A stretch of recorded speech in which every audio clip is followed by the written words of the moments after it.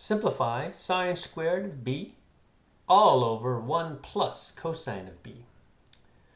All right, so simplification means, trying to reduce, right? Try to make this look a little bit easier.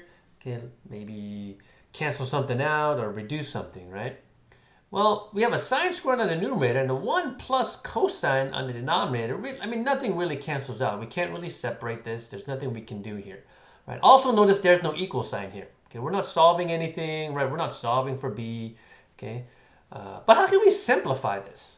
Okay, the key is we see a sine squared, right? Now, based on the Pythagorean identities, right, we know that cosine squared, okay, plus sine squared b is equal to 1. Here I'm using b, right? It doesn't really matter. I can use theta or x or t or anything like that, right? But just by doing a little bit of algebra, if I subtract the sine squared over to both sides, I get cosine squared is equal to 1 minus sine squared. And similarly, if I subtract cosine squared to both sides, I get sine squared is equal to 1 minus cosine squared. So here I have a sine squared b in the original expression. Hey, sine squared is equal to 1 minus cosine squared, so I'm just going to replace that on the numerator. And then I still have this on the denominator. Okay, so have we simplified anything? Well, not yet, right? And what can we do at this point? Okay. Now you got to be careful here, right? These ones do not cancel out, and one of these cosine squares does not cancel out with that cosine on the bottom, okay? Because of these plus and minuses. Okay, but 1 minus cosine squared, we can actually factor that, right?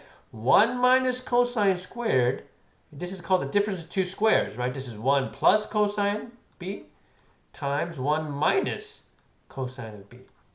Right? And if you're looking at that a little bit carefully, you realize, yeah, that's the step we want to take, right? So let's rewrite that 1 minus cosine times 1 plus cosine of b all over 1 plus cosine of b.